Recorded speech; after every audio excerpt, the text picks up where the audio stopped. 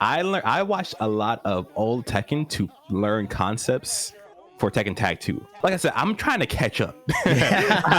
These old guys are scaring me with stories like, yo, you can never win in your first Tekken. Like, everyone just gets beat up. When Arslan came onto the scene and he had his big breakout performance, the first thing I remember you told me after the fact was like, well, that wasn't the first time we even heard of him. I think it was Spag who was hyping it up when it first happened. I saw a YouTube video. And then the Evo Japan thing happened. After he won that, he tweeted something like, I'm not even the best player in Pakistan or something like that. Right. And we were like, that's cat. You know, like I would cap for my bros too. You know, like you know. Outside of some very specific games like Super Smash Bros. Melee, NA is kind of the joke region in esports, and I'm American, so I don't exactly wear that with pride. But part of me wishes that we could be the #1 region in like multiple esport titles. You know what I mean? I wanted to find out why that is. Why is this a theme across multiple games?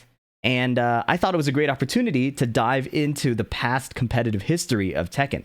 I know many of my viewers are actually new to Tekken 8. Yes, they probably played the old Tekkens in the arcades or on PS1, PS2, but didn't actually compete or go to tournaments or find out much about the super competitive scene. A funny comment I got recently was, why is PhiDX getting coaching from Speedkicks? I'm pretty sure PhiDX is better. And that comment made me laugh a lot. I think it's time to educate people. So I booked a coaching session with Speedkicks just to get a history lesson and to talk about not only how he got good at the game, but how America tends to get good at Tekken specifically, because that's his expertise. We talk about other regions as well and how they develop their metagames, and this is really informative. It was a really fun conversation. My long-form content is a bit harder to do. If you're able to leave a like or a comment, if you have nothing to say, leaving an emoji helps a ton. This will help me to make more of this. And please subscribe if you want to see more of this. Helps the channel a lot. Hope you enjoy the video. You know, you're asking a lot of me. Am I? I had to make a channel for this. You know what I mean? Oh yeah, that is a lot of work. Well, I appreciate it. Think about it. You know, I'm not real Discord savvy like that. I'm getting up there in age. I can't be working with this technology like that. Well, that's why I'm asking you for the history lesson. That's why you're asking. Oh, okay, yeah, okay. What kind of history are you interested in? Where do we begin? Yeah, I guess so. Like the whole thing started because LS wanted to discuss like NA versus Korea, Japan culture, right? For gamers. Okay. But and you said that somebody that taught you alluded to a similar thing. What is your take on that? We do theory crafting over here, they do like refinement over there, but that's pretty much all I know. Like what is the actual, like how did that shape up in the Tekkens that you played, like especially before 7? And the Tekkens that I played. Okay, so I'm not that old. First of all, you said it first. You said it first. I started playing this game. I started playing this game in Tag 2, right? So back then, we didn't have the game when it before it came out, right? So that's like a huge thing already. Any of them? You're talking about Tekken 7 or Tag 2? Tag 2. I'm talking about Tag 2 right now specifically. Yeah. So a lot of how I learned the game back then was by watching a bunch of Korean Tekken. When I got into the scene, I was beating up people in the ATL scene, and I was like new, right? So they were like, yo, what's with this kid like beating us up? When did you arrive on the scene? Literally when Tekken Tag 2 came out. So this was like September 2012. Okay. Wow. What? I'm thinking of myself back in 2012. That was a long time. So you were watching in 2011, 2012? I was watching in 2012. I was a Street Fighter player in 2011. Okay. And then after like starting to actually pick up, I started picking up some stuff on Tekken. I was beating people up when the game came out. Right. That dude Anakin was like, yo, I'm gonna play him, and then I'm gonna start beating him up so he can learn the game. And so I got beat up a lot. but during that I was able to ask a lot of questions about a bunch of how do you handle this? What do you think about this? Like, and even back then, Anakin is the kind of player who plays a lot through instinct, right? So a lot of it he couldn't vocalize, but a lot of his tournament theory, like he thinks about that a lot, right? So he's telling me stuff like how you should approach fighting like a player, if someone comes across from Korea, how you should approach fighting them, right? Like the mindset you should have when being forced on defense, trying to force someone on defense, stuff like that, right? He had like all of this, like, you know, just ideas, right? Because that's the only way you can kind of really combat people coming from a place where they have better practice environment, right? There's more offline, there's more players, more concentrated players. So in order to be ready, you have to kind of fight against people who aren't as good as the people you're going to be fighting. You're going to have to be fighting against people who aren't like on your level, but you have to figure out how can you take what you got and use that to make yourself better, right? Right. How can I increase the skill gap between me and the people around me so much that I can match these people coming from, you know, from across the water? Right. So it's different from their approach, or what we imagine to be their approach, where they just have really good players constantly leveling up by grinding. We have a lot of good players who quickly outstrip their scene and have to figure out how to continue growing. Yeah. So that's a really interesting thing, right? I noticed that when I was younger and I started playing Tekken Tag 2, I was like, there's like 1 or 2 high level players for like each region in the US, right? Yeah. So, right, in New York, right, you have Fab and GM. This is Tag 2, okay? Yeah. Tag 2, right? So in New York, you had Fab and GM. In the Southeast, right, there was Anakin and there was Lil Majin, right? And then, you know, NorCal, Bronson, Jimmy. And then in SoCal, SoCal was kind of whack until Incog moved down there. Not gonna lie, there is Incognito and King player named Kyle, who was from Saudi Arabia, who went over there. Right? How do you spell Kyle? It was like Ka. Is it 2 Y's or 2 A's? I can't even remember. Kyle, and then AL. Okay, we'll figure that one out. Yeah, something like that. Yeah, KA 2 Y's and then L. Yeah, AL. Yeah. So yeah, there we go. Money Inc. Kyle. There we go. Yeah. There you go. So it was like there in like I said in each region there were like these two players that kind of eclipsed like the rest of their region. And a rule of 2. It was basically like a rule of 2, you know. Which and that also helped a lot for when I was learning, right? Because I was playing Anakin, and we were like the 2 best here. So just naturally, you play one dude a lot who like can get your skill level, like, you know what I mean, like your in-game awareness and stuff up a lot, and then you go and you fight a bunch of people, everyone else, and you theorize on how to beat them harder. And that was kind of like the way we put together the game. Right. Obviously, we had really successful people doing that, right? Like Anakin and like you, especially in like Tekken 7 scene, right? Like getting the game away later. It was a lot of theory crafting and ideas. Did you practice playing Tag 2 while watching Tekken 7? Was it just watching? How did you do that? So, Tekken 7, I was taking the Tekken 7 transition a little bit more seriously than Anakin was, because I was younger. You know what I mean? I was younger. He was like, I had already proved. He said something like, I already proved myself. I know I can win. You got to prove something. All right. So that's the kind of time I was on. Right. So I came up with the idea of running Tekken 6 to practice for Tekken 7. So we were watching Tekken 7, and I was like, bro, we need, you know, like the Tekken Tag 2 stuff. I noticed immediately that solo Tekken felt completely different than Tag Tekken. Because the health bars changed like the reward and stuff, right? And I'm a nerd. And it was new to me, right? So I'm a nerd, and this is new to me because I didn't play previous solo Tekkens. Right. So I was like, I need to get rid of this problem immediately. I was like, yo, we gotta play Tekken 6. I want to do solo and Tag 2, but then solo versus solo and Tag 2, the health values were still different. The health and damage values were different. So okay, yeah. You were still like, it was still a lot more forgiving than like solo Tekken 6 or solo Tekken 7. Right. So I had to go, all right, I'm going to study these dudes playing Tekken 7. I'm going to learn my combos from watching these guys play Tekken 7. I'm going to learn all the moves and all the differences by watching people play Tekken 7. But I'm going to grind Tekken 6 versus one of the best Tekken 6 players in the world.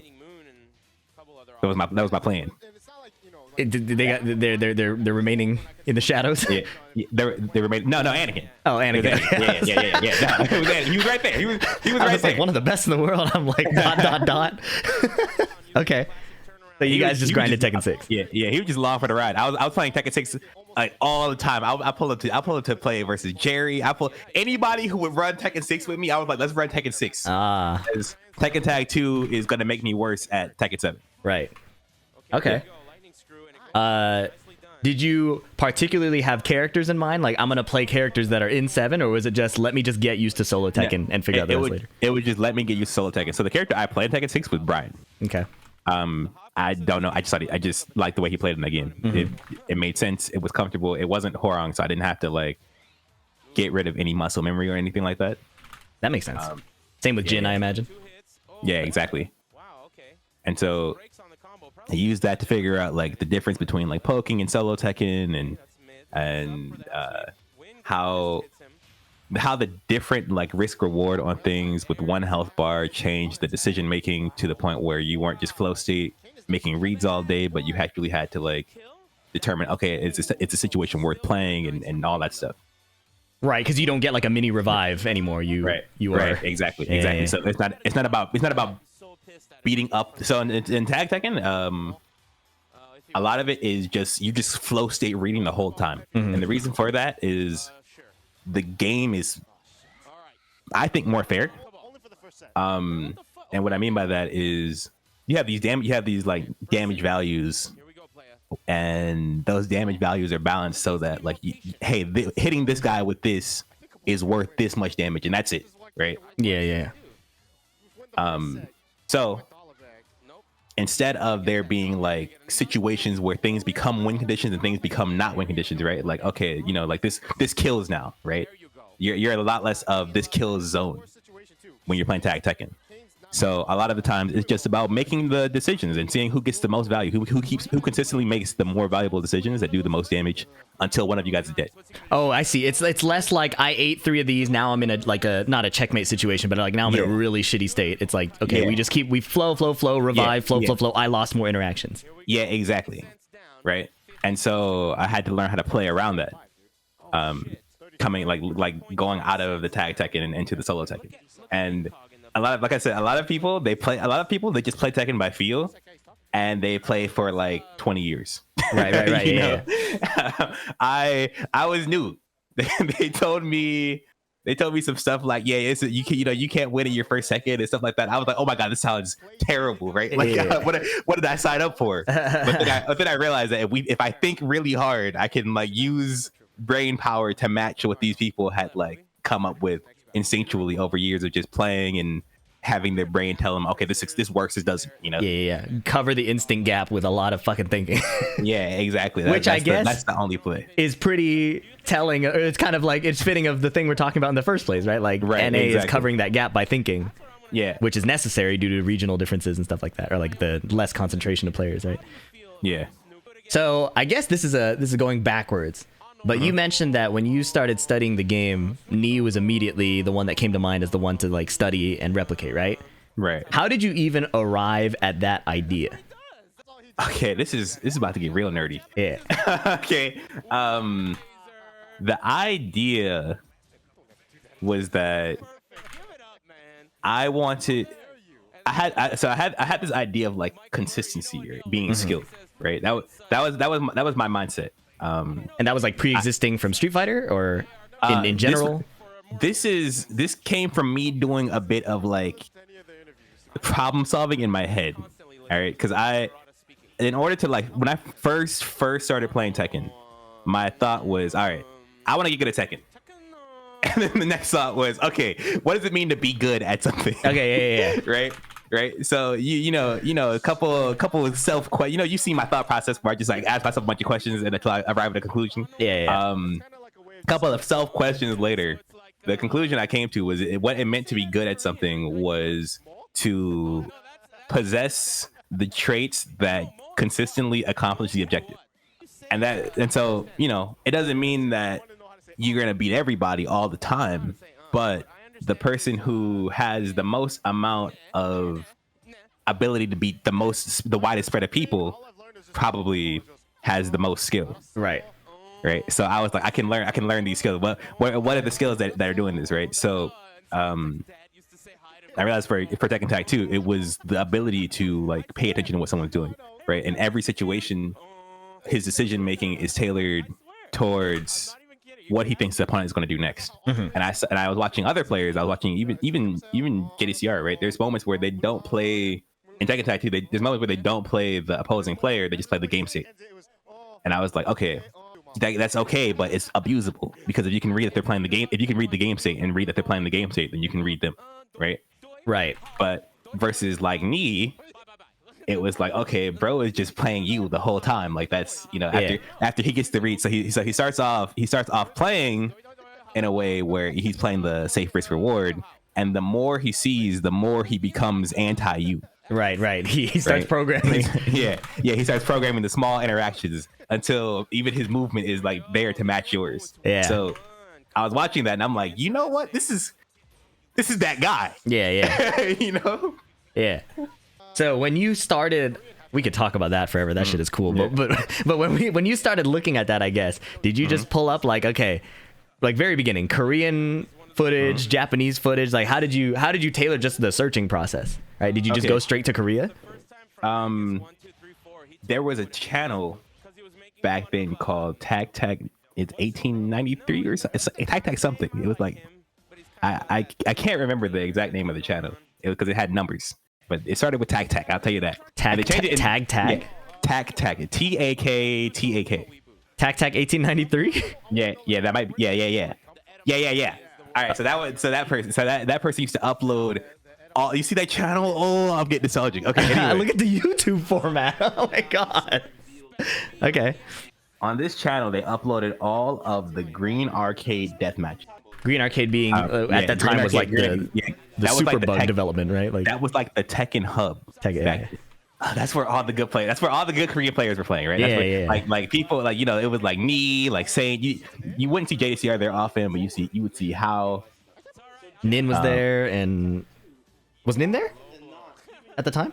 He didn't play in the arcade that much. Oh, okay. You wouldn't see him that often. This is just what you would see when you looked up Tekken Tag 2 gameplay back then, because that was, remember, like I said, we didn't have the game at first. This was all the footage there was. Yeah. Right. So if you looked up Tekken Tag 2 gameplay, you'd get directed towards Korean Tekken uploading all of these death matches on YouTube, which happened to be the best Tekken that, like some of the best Tekken that you could see. That's pretty cool. Yeah, exactly. So I'm watching this, and then I'm looking like, okay, who's that guy, right? Naturally, you know, NA is winning a lot. I see him every other day. You see him beating up How is like a Fang Jin player, okay, right? And so of course while I'm watching all this gameplay and I'm analyzing the gameplay, I'm trying to understand like the decision making that these players are going through, right? And then I just discovered that, you know, this dude doesn't just win a lot because like at random. He's winning a lot because he's paying a lot of attention. Right. So further questions. This is jumping way ahead. So I remember there was a period of time where I was struggling with focus and paying attention to the opponent, and like just the tracking the moment to moment RPS that each player is making. And you directed me to Tekken Tag 1. When did you start investigating that? Was that going towards Tekken 7? Was that in the middle of Tekken 7? So Tag 1, I watched a lot of old Tekken to learn concepts for Tekken Tag 2. Okay. Right, because this is during the Tag 2 study. Like I said, I'm trying to catch up. These old guys are scaring me with stories like, yo, you can never win in your first Tekken. Like everyone just gets beat up. You can't do it. I'm like, okay, fine. I'm gonna go back in time. I'm going to try to get as much data as I can. Right. About how Tekken is played. I want to understand Tekken like someone who has been playing it like since before. Right. So become legacy artificially. Yeah, right? Exactly. And so I watched all the old Hwoarang players put stuff together, and then after I realized that watching old Hwoarang players, and then translating the tools into the new game using my understanding of fundamentals, when I realized that helped, I was like, I wonder if there's like other strategies or just like ways to play the game and like that I can watch like from old Tekken. And I watched all the old games, and I realized the Tekken Tag 1 was the one that played the closest to Tekken Tag 2, right? Obviously, they're tag games, right? So the the two health bar gameplay is really consistent. Yeah. Which is nice. And I got to watch I watched all the old dudes play tag one, and I saw all their little spacing tricks and how they like approach beating the other people and how they approach adapting the guy. And I was like, okay, this is it. These guys are godlike at what they do. It's a more simple game, right? It's more there's less like bloat to what you're doing. Right. So they got really, really, really skilled at that one skill they needed to handle. You know? Oh yeah, you don't have to deal with walls. You don't deal with bound. You don't deal with optimization stuff. Like it's just and there's like a few good characters, right? Yeah, it's a few good characters. They're not getting cheesed by strings. The thing has pushback, right? So it's not like a matter of like, okay, what do you play in the defensive situation after you lose neutral? No, losing neutral puts you in the defensive situation. You guess, and that's it, right? So it was just straight reads in tag one. That game is fire to watch. Right, there was no fluff, so you really are just sitting there making reads and adapting, and like it was isolated to that skill. That's pretty cool. Yeah. And then tag two is that with some added like Tekken 6 defense offense layers on top. That's pretty sick. So I guess when you were studying all that, did you come across a lot of their like the competitive culture or things like that, or was it really just looking at the gameplay, noticing who happened to be winning the most and who was doing the things successfully? The competitive culture was talked about in old stories on TZ as far as like who did what in Korea. Tekken Zaibatsu was still a thing. Tekken Zaibatsu, the form, back then was still a thing. People know it as a Discord now. Yeah. Which is crazy to me even. Yeah. It used to be a forum where all the real like good Tekken players, they were on there, right? Like it wasn't just like, you go to Tekken Zaibatsu Discord right now, it's a bunch of like random dudes play online and all that stuff, right? Before it was like you'd go on there and you'd see like dudes who were in the Evo top 8 like arguing with each other about whatever dumb stuff they were getting into in Tekken Zaibatsu. Yeah. And then on there were like stories of like, that's the old story, like Nin punched a dude, stuff like that. Yeah. You would get stories like that, or like, Mad Dog Jin taught Ni to do this so that he could fight Nin and stuff like that, right? You get stories like that on Tekken Zaibatsu. Right. Okay. Yeah. I remember, like, it's like if you're nerdy enough to study Tekken, like that was the place to go, right? Yep. Yeah. Versus the place you kind of go by default to just hang out. Yeah. It's so different, which is crazy. Okay, so most of the stuff you got there was probably through stories, and it sounds like you were mostly doing analysis of the Tekken part of it. Yeah. So it would probably make more sense for me to hit up Gerald to talk about the Korean culture stuff and get a better direct thing. I guess I just got to get more NA info. So I remember, and I talked to Spag about this, but when Arslan came onto the scene and he had his big breakout performance, the first thing I remember you told me after the fact was like, well, that wasn't the first time we even heard of him. Like if you were in the competitive scene, it was not that brand new. He beat me at a tournament earlier, I think like 6 months before that. And that was the first time I heard of him. Okay. It was and it was like, I can't remember exactly how many months it was earlier, but I remember hearing about Nee going to a tournament in the Middle East and then some dude beat him. Yeah. And we're like, okay. Just some dude, right? He loses sometimes, right? But sometimes usually people be a top player, right? It's like some dude playing like Raven, and he was like, he was flipping the coin really, really hard and stuff, right? The Titan Thor thing, like yeah. But like I think it was Spag who was hyping it up when it first happened. I saw a YouTube video. So I was like, let me take a look at the gameplay. And I watched the gameplay, and he was getting outplayed. It wasn't like coin flip, It was like he was playing Steve, and this Kazumi player was blocking everything and not getting counter hit by everything. And I was like, what's going on? At that point, did Pakistan start coming up in the radar, the discussions, or was it just so far just this guy is nasty? It was like something we weren't thinking about that. We were like, we got to get back to okay. Nee lost to some dude over there, like, you know what I mean? Like we don't play Tekken. We don't play Tekken in that region. Like we don't go over there. Like there's no tournaments there, right? Like okay, they got some dude who beat Nee. That's cool. Back to business as usual. Yeah, back to business, right? Yeah. And then the Evo Japan thing happened. And then it was like, okay, well now Arslan is here. That was that dude that beat Nee.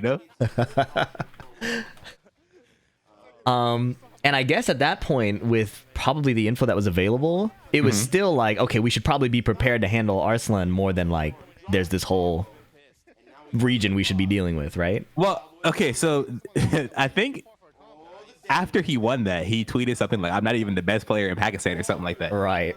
And we were like, "That's cat." You know, like I would cap for my bros too. You know, like, you know. Yeah, sure, buddy.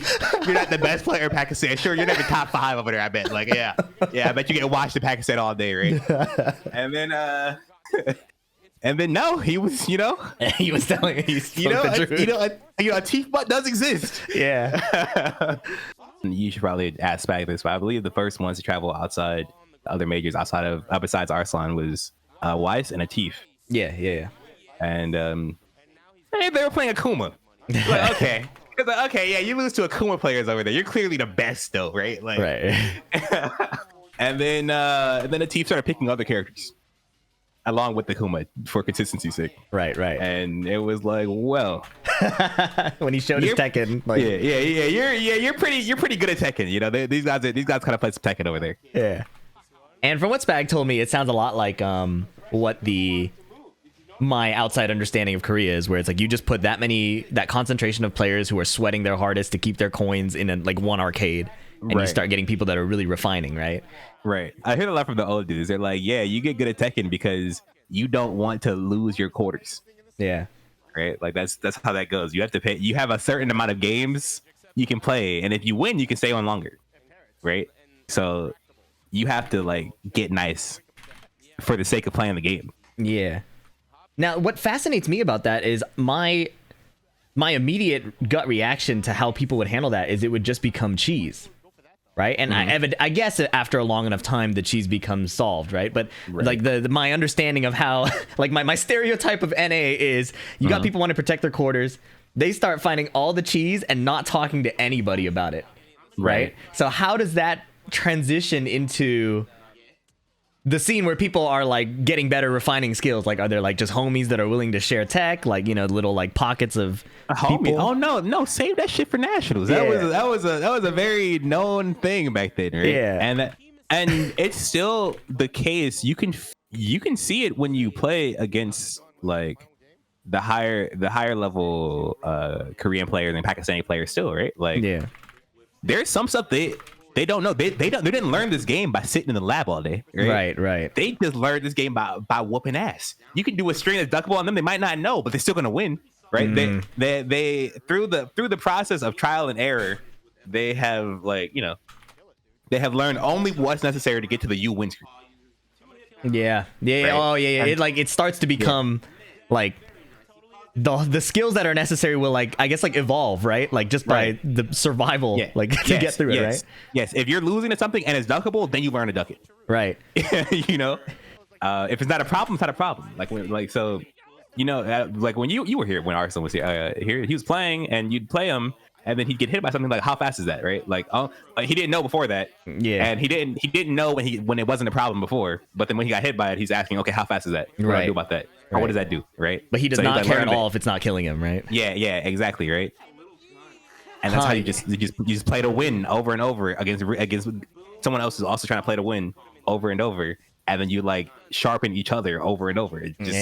And I guess I remember that immediately makes me think of League of Legends. You got all of our people talking about build this, build that, right? Missing 50 minions, you know? But like, if you have to jungle faster or something to get to the lane, or if you have to do this to match that, then you problem solve in a way that is geared towards winning, right? Right. Hey, the topic can get real nerdy. Yeah. So we are actually just a bunch of nerds here. What do you mean? Is that like whether by necessity or because we can't like when I think of these arcade dudes, they're just scrapping and just like you already said it, trial and error, right? And just refining. And we're trying to close that gap by thinking, right? Right. But a lot of the thinking when I interact with NA players from League in this game, it always went to things that when I started talking to better players, they were like, yeah, that doesn't really matter that much. Or like, you know, that's really inefficient. So that's what I mean when I say nerdy. It's like exploration for the sake of exploration. Yeah, and that happens. I think that's where I got lucky for my ability to like prioritize stuff. Okay. Because a lot of people I know who like try to think about the game, they don't know what they shouldn't be thinking about. Yeah, well, They don't go through that. They don't go through. Yo, you know this lever is slightly less tense than the other lever. You know, thinking about things that primarily affect the outcome. No, being able to identify, okay, this is affecting the outcome, and this is something I should take into account instead of just going like I'm gonna full learn everything all the way through is a big trap, and that's how a lot of people end up. You ever talk to a Yoshi player? you ever talk to a Yoshi player and they talk about all these tricks they got and what they're pulling out their bag and all that stuff, but they never learned like when to backdash and then like go in and then do the offense. You know, basic uppercut. Right. Exactly. Like a lot of those tools, you wouldn't even need to know all of these things if you could just hit the dude when you were supposed to. Right. And stuff like that happens when you get real nerdy about it without the proper direction. What is this Fang wearing? Oh yeah. There must be something to be said about the Korean customization game. Because that defies my understanding of anything. I guess, what do you know? So this is also kind of probably off, but what did you know about Japan at the time? The only stereotype I have of Japanese gameplay is that the tournaments were like first to one structure, or like a lot of the competitive stuff, right? So the gameplay that evolved was built to succeed in that format. Right. Do you feel like that is still like the case? Do you feel like that was very important, or did that kind of just like a like surface level urban legend fluff? You know what's really, really, really interesting? Yeah. You can trace back a lot of gameplay from each region to like their OGs like problem solving, right? And I said this a long time ago during Tekken 7. I never thought of like pursued it anymore, right? But you can spot a lot of Mad Dog Jin in like what we consider to be like the general Korean style, right? And that dude evolved his gameplay by being like one of the first dudes to like leave Korea and go fight people, right? Oh, okay. So that consistent like coverage style, right? That's like that comes from like fighting dudes from all over, playing the game a bunch of different ways and all that stuff. And he developed that over time. Comes back to Korea, and you know, he's the Korean champion. People are like learning to beat him, learning to play from him, learning to do the things he does, right? And in Japan, the first thing, before I even knew about their first to one style, before I even knew about like the SBO thing and all that stuff, what I had always heard was Japan plays crazy. Yeah. Right? Japan swings. Okay, they press buttons. Yeah. They go in. There's even now when you fight a Japanese player, you have no clue what might be about to happen. No. Okay. And tag 2, that meant that in a lot of situations where people were using movement to cover defense, they were like hard reading, right? And it's really funny because that region they always like thought higher of Asuka than the rest of us. Because you know what she does. Yeah. She got cans. She got back 3. Right, they're all playing me. Like, I can't do anything. Right. And then I found out that Japan used to play first to one SBO style, and then all the dots connected. Yeah. You know, like, oh, okay, they play crazy because they used to play first to one single a limb. And in that scenario, you win by pulling out the secret technique and not announcing it, right? Right. That's you know what's funny is this is so anecdotal and so myopic because I wasn't there the whole time. But when I joined local scenes in I played these guys a bit in Tag 2 and then a lot in Tekken 7. It was Kenji and Geesemaster from Portland. And Kenji, obviously being Japanese, played like a Japanese player. And you could see it in the local scene, like the third or fourth best player was my cousin who played Asuka. And everybody constantly was like, I hate this guy, he plays Asuka. And then the next best player was a Horong player, and all he did was he had 2 modes. Oh man, if he comes to the stream, he's gonna be pissed. I'm giving away his secrets. He had 2 modes. He would backdash and whiff punish, or he would run up, spam strings, and grabs. And it was 2 modes, and it was so good because people would get scared and they would lose to the style switch, right? Right. So like when I showed up playing a sword character and just backdashing, it was like so effective because like people were trying to make all these reads on things I was never doing. Yeah, exactly. Yeah. And so there's even amongst like the bigger regions like NA, EU stuff, right? There's still different regional play styles, right? Like right. It's less defined now because of the internet. Yeah. Right, so a lot of people are learning. A lot of people learning from PhiDX videos. Okay, I'm gonna be real. Okay? a lot of guys understanding Tekken because they're watching PhiDX and they're going to go play online, and then they're listening to PhiDX and tell them what they did wrong. Do you see that in your coaching at all? Oh yes. Oh, yeah, wait, listen. Yeah. So for sure. And it's really interesting. Because it makes it easier for me to talk to people. Oh yeah. Because a lot of it comes from like my thoughts on Tekken, right? Right. So before I used to have to go through this whole process, like when you're interacting with someone who has like a different framework on the game, and then you have to like translate it, right? Yeah. It's like a little meeting in the middle you have to do where like, okay, this is how you think of the game, this is how I think of the game. Oh, these are the same concepts that we worded like this, right? Yeah. But I don't have to do that much anymore. Oh, sweet. A lot of that's cool. a lot of the framework comes from the way I thought about Tekken, which is dope.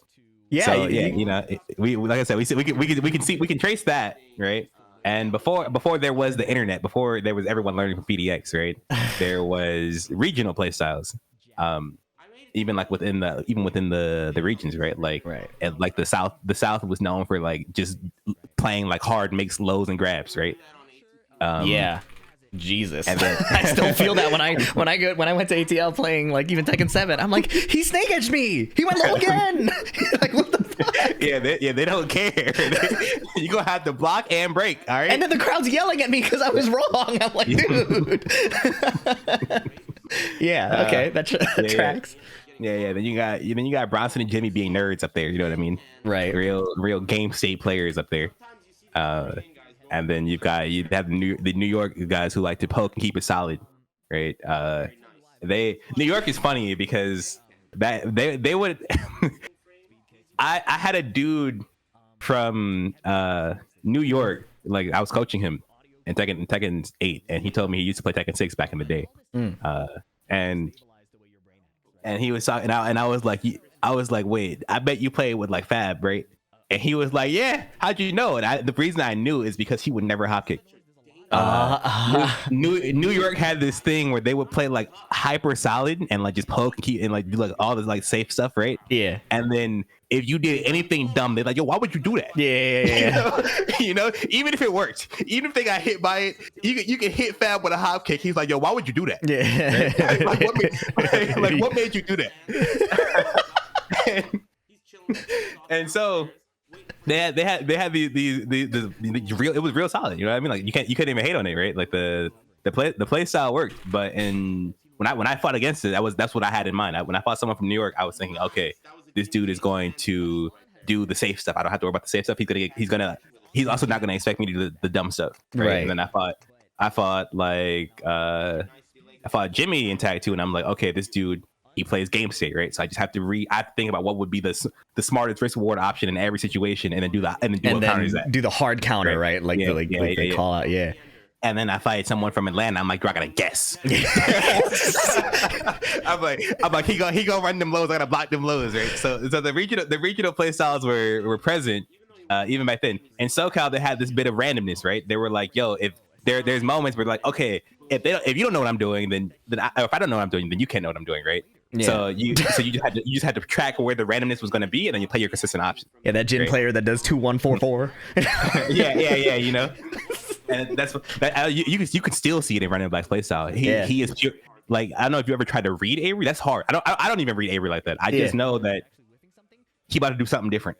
That's all I know. Don't try to read him is my read. Yeah, it's like if I don't, as my goal when I play him is don't mess up. Like, be so sharp, don't mess up, and like if the randomness hits me, hopefully it's not like a life-ending thing, right? It's like yeah, that was the hard part of playing Incog too, because he would switch to that random mode at like the randomest time. So it was like double. It was like, okay, I could usually tell when they're gonna go random mode and when they're gonna try to do something smart. But then with Incog, it was like he would just do something out of nowhere. Like, how did this like okay. But yeah, so you know, those regional play styles, they emerge because of the OGs. Yeah. Like it just it goes back so far. It goes back from like who that guy learned how to beat, from who he learned how to beat, from who he learned how to beat. You know what I mean? Like they just grinded up from that, from way back then. You know what's funny is I only know this again anecdotally. I'm so new, but every time I would fight Seattle, it was always it was like solid to a fault. It was like, I will never block low, and I will never go low. I will always play from frame advantage. So the people that I would beat, it was like mash one time, and it's the same like, why would you do that effect? And then it like destabilized everything, right? And I think that was the first time I had that experience of like, oh, I can do shit except just like think about game to game, read to read. It's like these dudes are all doing this. You know, I like fighting I'm fighting what's his name? Dragon Slayer's Kunimitsu. And I'm like, oh my god, he really just wants to poke down four. And I don't have to. It was the first time I had that experience of like, maybe, and this is gonna sound crazy, right? I was a Tekken 7 player. It was the first time I had the idea of maybe I should just have the bravery to make a decision outside of my comfort zone, because I'm so confident. I keep seeing this, right? Like, and I know I think a lot of beginners are gonna do it too, where it's like they're trying to like solidify concepts in their mind when the opponent is doing a losing option in their face over and over and over again, and sometimes you just got to let go of that and just do what's going to kill them. Right. Yeah. I don't know if that's a Northwest thing, but that's what I've experienced the most learning, is just like they're very rigid, bound to the concepts over just kill the dude, you know? Yeah. And that's also cool too, because there's people in those regions that come up with like the counter to that. Yeah, they figured out how to overcome the region. You know how tendency. In Korea you're gonna fight like 85 to 90% is gonna be like super like hyper solid players, right? With just consistency, and they never break from the script and all that stuff, right? Yeah. And then you fight iMusician or Edge or you know, one of the guys anti-meta. That's the opposite. Yeah, the anti-meta guys, right? And those guys they're exploiting the fact that the people in that region are not going to challenge things, and they're not going to press a button even in those situations. You know what I mean? Like they're going crazy. They're going crazy because no one else is willing to hit the stop going crazy button. Yeah, right? Yeah. And then that happens. The Hwoarang player that Cade kept talking about? Macroya? Yeah, Macroya. Yeah, that's who comes to mind when I think about that, right? Because that was my first experience of that. I was like, wait, I played him in Korea, and I was like, wait a minute, I have to keep magic forwarding this guy, right? I'm like, wait, he won't stop.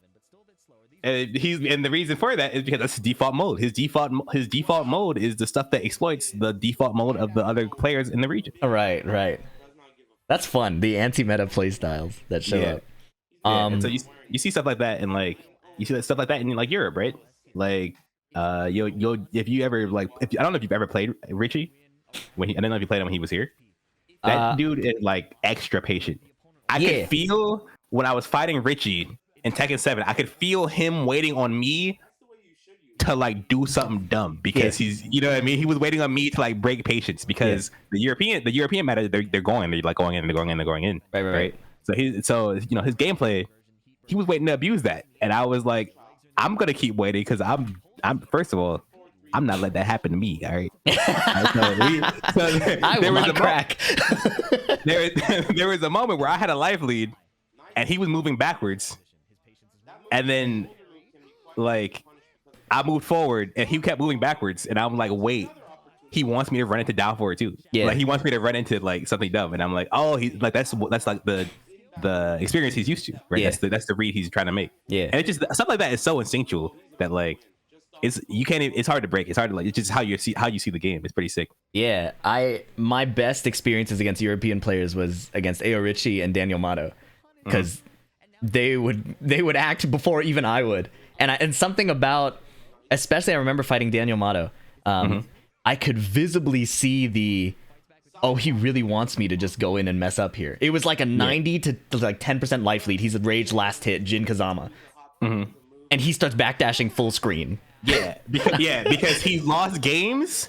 He's lost games for going in like the other guy was gonna block. Yeah, in that situation. Yeah. He usually experiences that, so he's like, no, I'm gonna keep it solid. Yeah, and then so I saw that, and after getting my ass beat for not interacting, a bunch, I was like, hang on, this is my happy place. Like, let's do this staring contest. 20, 19, 18. Like, yeah, real Tekken 7 hours. Yeah. So that was a really funny experience, and I think it's cool seeing they develop the anti-meta, but it's still so cleanly refined against what they're dealing with, right? Like you plant me in Europe, I'm still getting bodied by the regular meta, right? Right. So that was really weird. They're cool to see how it's like tailor made, Yeah. Even with all these differences in styles, none of these are like the wrong approach to playing the game. It's just a different approach to playing the game, and I think that's the cool part about Tekken. Is the differences in the styles and like what it allows. Even within, like, we can talk about, okay, this is their approach to the game, this is how they see things, this is what they do. There's still just such a large difference in skill levels between like what a player of one style has and what a player of another style has, right? So like some guy can be really ass in like the Korean meta. You know what I mean? He could be like a blue rank Korean. He's not beating a Daniel Mato. And it's gonna look crazy because you're used to seeing those playstyles collide, and like the European playstyle losing out. But if you want, depending on the skill level, you'll see one style win over the other. Yeah. So was there a time where you thought in style superiority, or like there's an objective best and then there's the other? Oh, for sure. For sure. When you're young and you're figuring this out, if you don't think your style is the best, like, you need to pick a new style. Yeah. That's just how that works. You don't have the perspective to go, okay, there's different styles and everything is valid. And no, you're like, yo, this is how the game is played. Yeah. You need the youthful arrogance, right? Like, yeah. This is how the game is played. They're playing it wrong. I'm playing it better. That's how it has to be. Yeah. And so I for sure had that. I was like, oh, flow state reads. Yeah, that's the best way to play the game. If you're not playing like that, you suck. And I guess what changed that? How did you? Was it just growing up? Was it seeing more? So it was the combination of growing up and then also playing Tekken 7. They took a. Oh my god! All right, listen. They destroyed that style. All right, you cannot flow state read in Tekken 7. Yes. That's just not how it's done. You have to slow down in that game. You cannot just outspeed people. Yes. And so I had to go through the process of learning a new style. Towards the end of Tekken 7, people were like, yo, Speedkicks, he'd be backdashing and he'd be waiting a lot, right? I hated that, but that was not how I wanted to play. I played the game like that, but that's not how I wanted to play the game. I wanted to see decision and counter it, until I won. But the backdash style was emergent, not desired. Yeah. So, in order to go through that process, I had to look at how other people were playing the game. I had to go, okay, clearly my way is not working. What's the best way to do this? And I thought it was just tied to the new game, obviously, right? I'm like, okay, there's a new best way to play this game. And then after watching the battles between like Korea, Japan,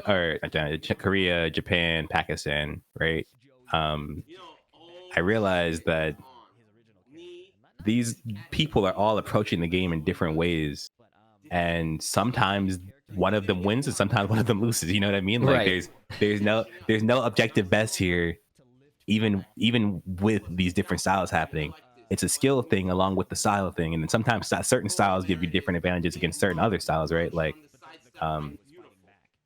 I said it when Arslan first played. Right. I was like, I really wonder what it looks like if he fight an NA player. right? Right. And then he fought Jimmy. He lost to Jimmy. He dropped the game to Shadow. He lost to you.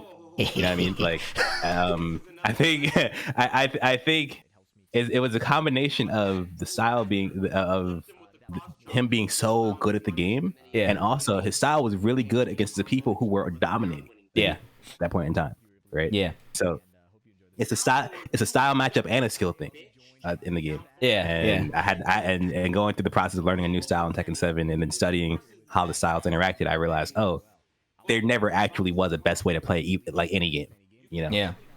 That's cool. It reads as a very positive take to me because I came very recently from a place of like, yeah, there's an objective best and we should all reach for that, right? And so like I, as a player that is like instinctual but needs to think a bit but needs to play instinct, you know what I mean? Like this weird mix. I was trying to play hyper consistent and it would go against something like you see me play Steve. like that is not a like consistent Steve playstyle. It's just what I feel like doing.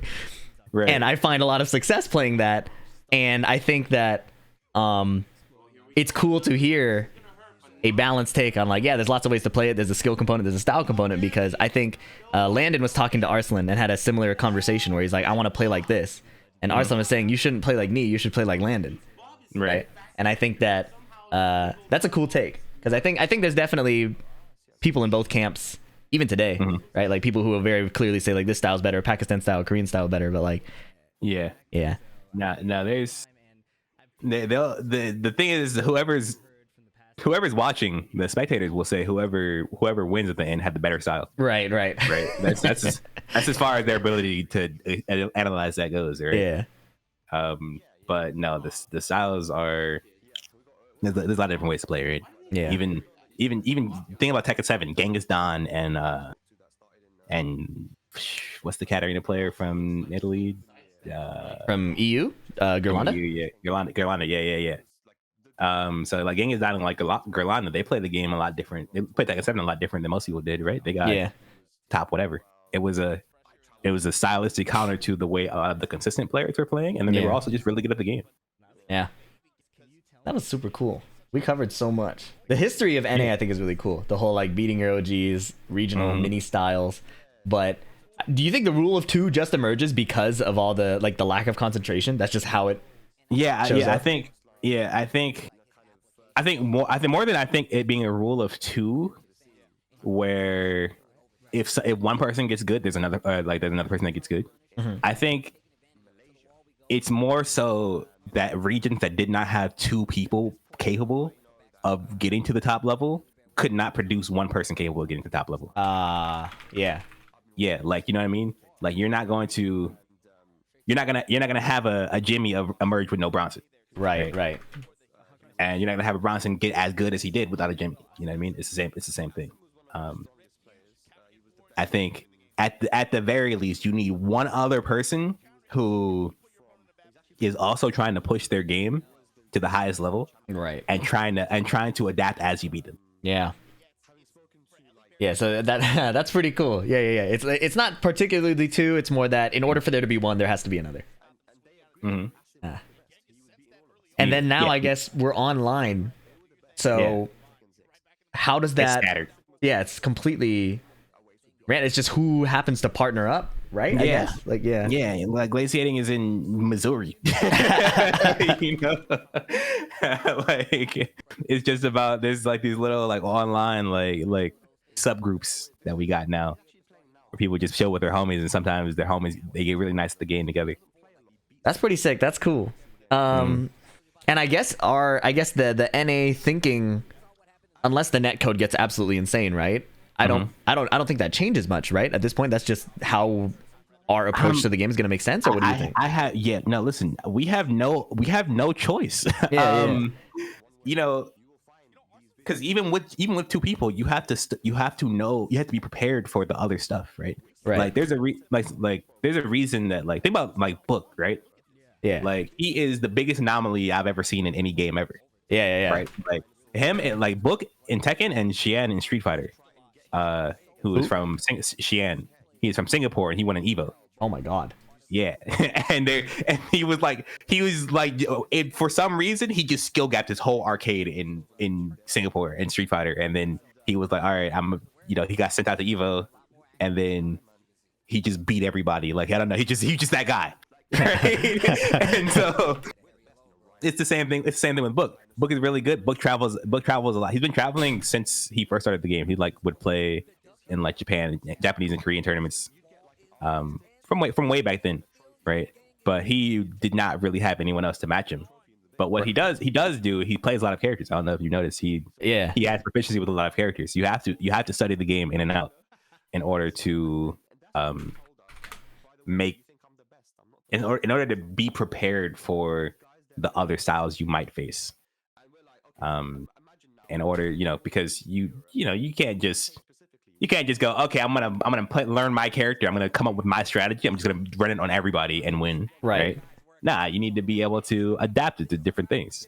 You need to be able to, pay attention and like break down the other strategies. So you have to watch other people. You have to learn how to play their character. Learning how to play other characters in order to learn the matchup is something that Anakin was doing when I first met him. Right? He was like, yeah, this is what I'm doing. Like Tekken Tag 2 had just come out, and he was just playing every character in the game because that's the only way to do it. Right? Yeah. Wow.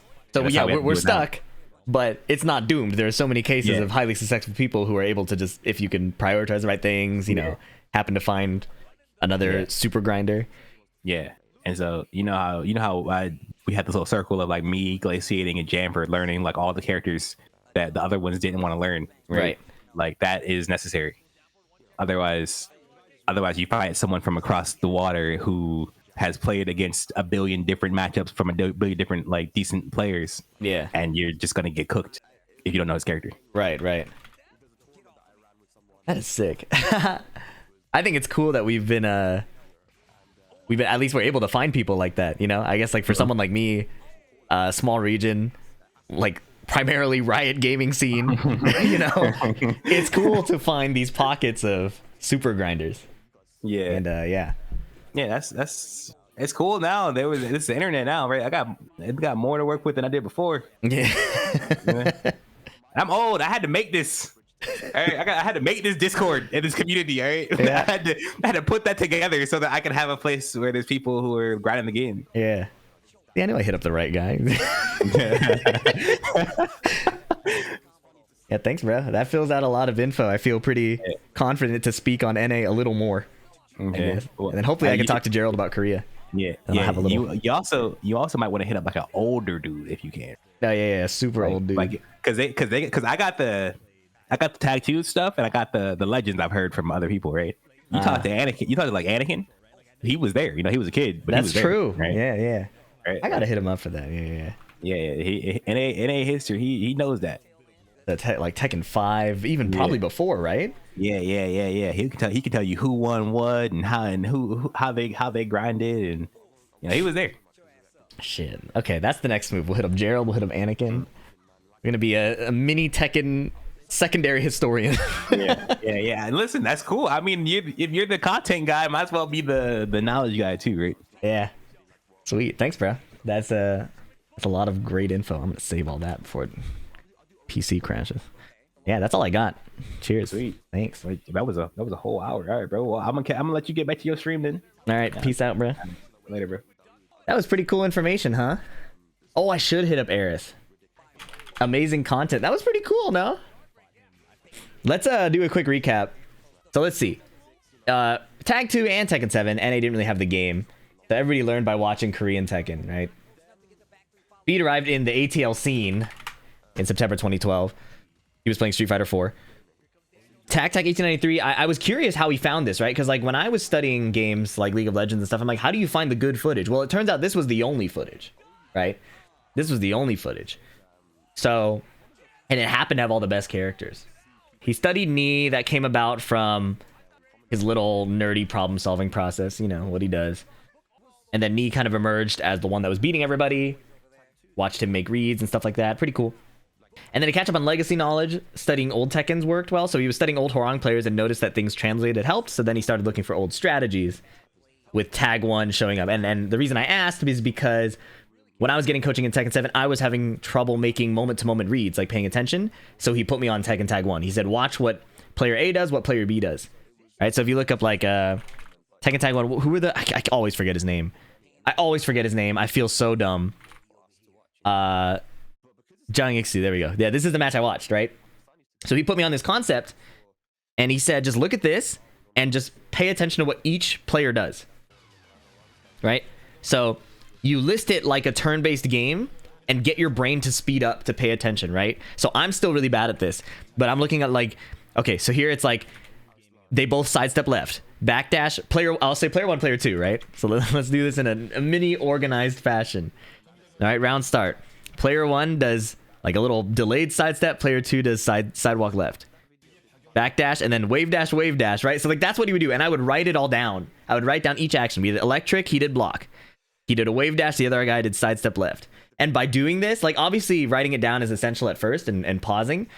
But the more you do this and just start looking at the gameplay and being able to track the options they're both picking, the better you get at making reads and paying attention. So my Tekken 7 training towards the end, before I fought Arslan in that in my best performance I've ever had, was doing this and just breathing and just looking at the screen, right? And just making moment-to-moment reads based on the information my eyes were taking in. Right, so that was what the tag 1 skill was, because the game is so minimal. So compared to the newer Tekkens, where there's a lot of string execution, or like, not string execution, string knowledge, stances, stuff like that, this game was so minimal. There were a few good characters, like the few top tiers, and all infinites. So you just had to get good at making reads, right? Anakin decided to start beating up Speed so that Speed would learn the game, and there you get the little rule of 2. Said Anakin was an instinct player, so a lot of the concepts were hard to teach, except for the tournament anti-meta stuff, like how to approach Korean opponents, how to approach Japanese opponents, stuff like that, right? So against a better offline scene, this is all you can do, right? If you're fighting the people who are able to grind everything, this is all we do, and this is the NA special, right? This is what NA does.